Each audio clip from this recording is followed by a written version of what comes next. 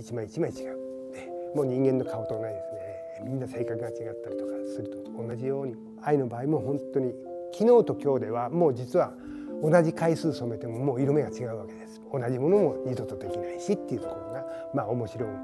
ところでもあるかなとは思いますね。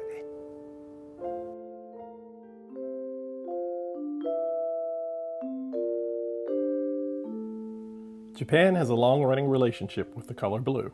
Dating back to the Edo period, the color was commonly worn by samurai. It has now even made its way onto Japan's 2020 Olympic logo. While most blue fabrics today are synthetic, back in the Edo period, the Japan blue was created through indigo dyeing known as aizome. 藍染めをやり始めて、約35年が経ちます。藍染めというものはですね、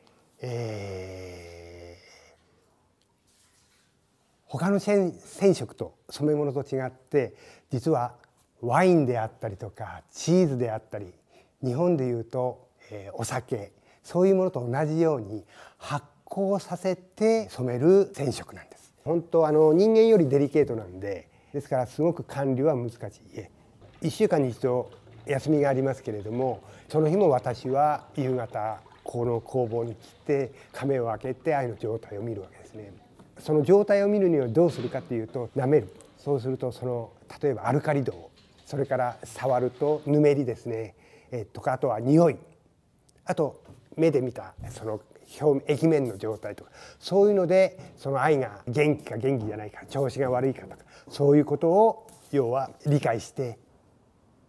例えばインド藍っていうものはマメ科の植物であったりとか、ヨーロッパの方ではウォードといってアブラナ科の植物から青い色素が取れる植物もあったりとか世界いろいろなところで違った植物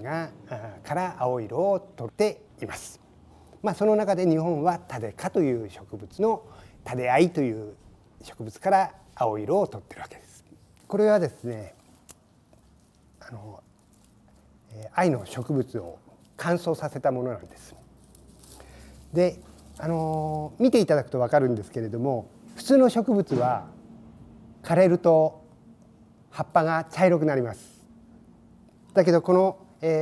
藍の植物を見ると枯れているんですけれども葉っぱが茶色くならないグリーンで残ってるわけですね。でこの葉っぱに今私たちがやってる藍染めの色素が含まれているわけです。原則的に藍染めの一番の面白いところっていうのはですね液の中に入れただけでは染まらないんです。液の中で入れて例えば5分なり10分つけておいてそれを液面から上げます。で上げると今度空気に触れるわけですね。そこで初めて藍の色素が酸素と結合して化学変化をするわけですね。そうして初めて青色になるわけです。でそれを何度も何度も繰り返すことによってだんだん濃くしていくっていうのがその藍染めの特徴になります。例えばブルーだとかそのぐらいの色だと3回とか4回でだんだんと中間色ぐらい濃い色になってくると8回とか10回でもうすごくもう赤みがかった紫色みたいな色になるまでは15回とかそのぐらいの回数が必要になってきます。While the number of indigo farms and craftsmen in Japan has dwindled, the cultural significance of traditional indigo dye remains. In 1968, it was designated as an intangible cultural property by the Japanese government. Today, artisans like Noriyuki Murata work to keep the craft alive. 藍染めは日本の文化を担ってると思うんです。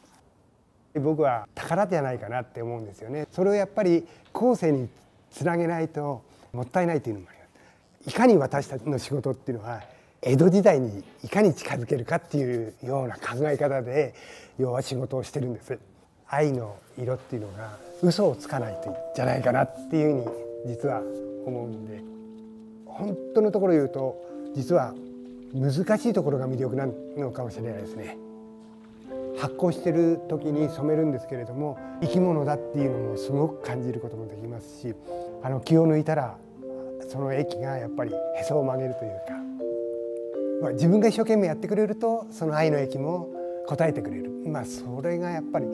面白いところなんじゃないかなと思うんですね。